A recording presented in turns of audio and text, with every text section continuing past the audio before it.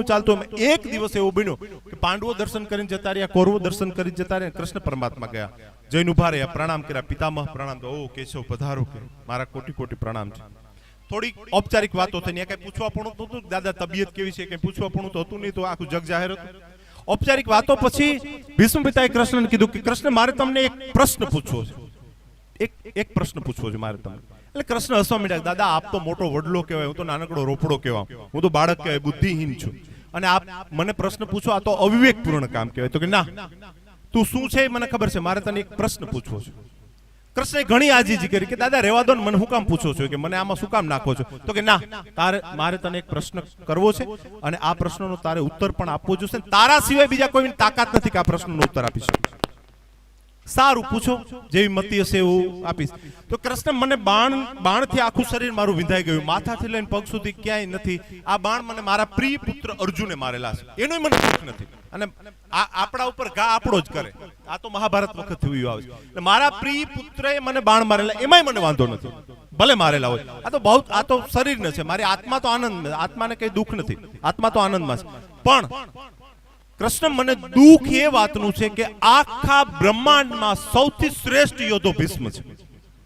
આખા બ્રહ્માંડમાં સૌથી વધારે ત્યાગ મારો છે. હું ભીષ્મ થયેલો, મેં મારો ગુપ્ત ભાગ મારા પરિવાર માટે વાટીને ફેંકી દીધેલો. મારું બલિદાન છે જગત જ્યાં સુધી સૂરજ ચંદ્ર રહેશે ત્યાં સુધી રહેશે. છતાં પણ આ પીડા મારા ભાગે શા માટે? વાય ધીસ, આનો જવાબ તારે આપવાનો છે. કૃષ્ણ હસવા માંડ્યા, દાદા આનો જવાબ આપી શકવા માટે હું અસમર્થ છું, આનો જવાબ હું ના આપી શકું. તો કે ના, આનો જવાબ તારે આપવો પડશે, અને પુરાવા સાથેનો તારે જવાબ આપવો. કૃષ્ણ પરમાત્માએ કીધું દાદા રવા દો તો સારું. તો ભીષ્મ વળી વિનંતી કરવા માંડ્યા, બહુ લાંબો સંવાદ એનો ચાલ્યો.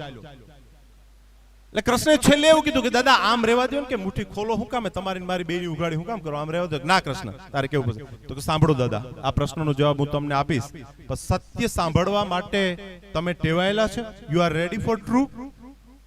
સાંભળી શકશો સત્ય? દાદા કે બિલકુલ સાંભળી શકે. દાદા જેમ ગરમ કરેલું શીશુ કાનમાં રેડવા આવે ને જેવી વેદના થાય ને, એથી વિશેષ વેદના સત્ય સાંભળવા તમે સાંભળી શકશો? તો કે કૃષ્ણ હું ભીષ્મ છું, ગંગાપુત્ર છું, હું તૈયાર છું, બોલ શા માટે આમ. એટલે પછી કૃષ્ણએ કીધું તો સાંભળો દાદા, ભરી સભામાં હજારો માણસો વસે, આ દેશની એક સ્ત્રી, આ દેશની એક અબડા, આ દેશની એક દીકરી, અને તમારી કુલાંગનાનું વસ્ત્રહરણ કરનાર ભીષ્મ તમે છો. બીજું, તમારા જ દીકરાઓ, દીકરાના દીકરાઓ, તમારા જ પૌત્રો પપૌત્રો પાંડવો, એને લાકડાના મહેલમાં લાક્ષાગ્રહમાં પૂરી અને આગ લગાડનાર ભીષ્મ તમે છો. ત્રીજી વાત, કોઈ પણ જાતના દોષ વિના 14 વર્ષ સુધી વન ભટકતા કરનાર પાંડવોને, પાંડવ પુત્રો નિર્દોષ માણસોને વન ભટકતા કરનાર ભીષ્મ તમે છો. પિતામહે બે હાથ કાન ઉપર રાખીને કે બસ. કૃષ્ણ ઝૂકી ગયો. દાદા હું નતો કહેતો તમે સત્ય નહીં સાંભળી શકો, સાચું સાંભળવું બહુ અઘરું છે. હમણાં તમારા વખાણ કરું, સરસ સરસ વાતો કરો તો આનંદ થાય, પણ કંઈક બીજી વાત કરું કે આમ છે, તમે અંદરો અંદર ઝઘડો છો, તમે એક 300-350 ખોયડા નાનકડો એવો તમારું ગામ છે, એમાં તમારી એકતા નથી, કોઈ આગળ જાતો હોય તેમ તમે પગ પાછા ખેંચો છો, એવું કદ ના સારું લાગે કે આ તો કે બહુ બોલે છે બાપુ. તો એમ એટલે કે મેં તમને નહોતું કીધું કે સત્ય સાંભળવું બહુ અઘરું છે? તો કે ના, મને એ નથી, પણ હવે તું આના પુરાવા આપ. સભામાં વાત કરીએ ને તો પુરાવો માંગે, તું આના પુરાવા આપ. આમાંનું મેં કંઈ જ નથી કર્યું. ત્યારે કૃષ્ણે વાત કરી કે દાદા ગુનો કરવો અને ગુનામાં સામેલ થવું બેયની સજા એક જ છે. આ જ્યારે 3 પ્રસંગ બન્યા ત્યારે તમે હતા અને તમે મૂંગા હતા, એટલે તમારે આ સજા ભોગવવી પડે. વિચારો, ભીષ્મ જેવા માણસને ખાલી અત્યાચારમાં સાથે રહેવાથી આટલી સજા મળતી હોય તો તમારું મારું શું થાય? વિચારો જોઈએ. એટલે જ્યાં બેન દીકરીની વાત થતી હોય, જ્યાં સાધુ સંતોની વાત થતી હોય, જ્યાં ભુવા ભક્તોની વાત થતી હોય, જ્યાં બ્રાહ્મણ દેવતાઓની વાત થતી હોય, ત્યાંથી દૂર રહેવું, કાં તો વાત અટકાવવાનો પ્રયત્ન, ભાઈ આવી નિંદા તું ના કરીશ.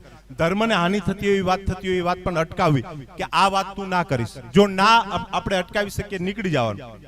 આખી ભરી સભામાં દ્રૌપદીનું વસ્ત્રાહરણ થવાનું હતું ત્યારે બધા રાજી હતા. વિકર્ણ એક ઉભો થઈ ગયો કે આ તમે ખોટું કરો છો, આ ન કરાય. એટલે વિકર્ણ સભા ત્યાગ ભલે કરવો પડે પણ સાચું બોલ્યો. વિદુરજી રોકી નહોતા શકતા તો યાત્રામાં નીકળી ગયા, ઘરે ના રહ્યા. એટલે બેન દીકરીની વાત થતી હોય, સાધુ સંતોની વાત થતી હોય, બ્રાહ્મણ દેવતાની વાત થતી હોય, રાષ્ટ્રની વાત થતી હોય, ગાય માતાની નિંદા થતી હોય, ત્યારે ધર્મની હાનિ થતી હોય તો ત્યાં ઊભા પણ ન રહેવું, એમાં સામેલ થવાથી અનેક ગણા પાપ લાગે છે, તો એમાં સામેલ પણ ના થવું જોઈએ. એ વાત અટકાવીએ, જો અટકે નહીં તો આપણે ત્યાંથી દૂર ખસી જઈએ. ગામનો કોઈ નાગરિક આગળ આવતો હોય તો એને પ્રોત્સાહન આપવું જોઈએ. મને તો વાતનો એટલો બધો ગર્વ થયો કે આ ગામના રાજીબેન મોરી એ આ જિલ્લાના પ્રથમ નાગરિક એટલે જિલ્લા પંચાયતના અધ્યક્ષ બન્યા. હજી પણ આપણી એક દીકરી મેયબેન ગરચર જામનગર જિલ્લા પંચાયત, મારી પૂર્વાશ્રમની બેન થાય, મામાની દીકરી, એ બની છે. આ ગર્વ લેવું જોઈએ. અને હું તો આજે ભાગવત ભગવાનની સાક્ષીએ, માં મોમાઈની સાક્ષીએ તમારા સૌ વતી પ્રાર્થના કરું છું કે મારા રાજીબેન ને મેયબેન છે એ જિલ્લા પંચાયતના અધ્યક્ષ તો બન્યા, પણ એ ધારાસભ્ય પણ બને, સંસદ સભ્ય પણ બને અને આપણા પ્રશ્નો છેક દિલ્હી સુધી ગુજાવે એવા આશીર્વાદ આપી અને આજે ખૂબ રાજીપો વ્યક્ત કરું છું.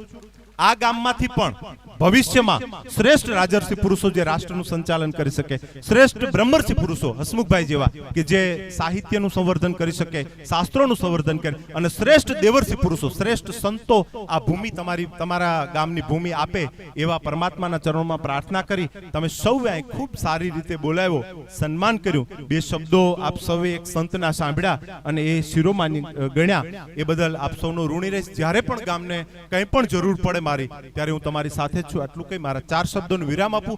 બુલંદ અવાજે જયકાર બોલાવીએ. બોલે મોમાઈ માતની, ભાગવત ભગવાનની, દ્વારિકાધીશની. સૌને ખૂબ પ્રેમથી જય સિયારામ.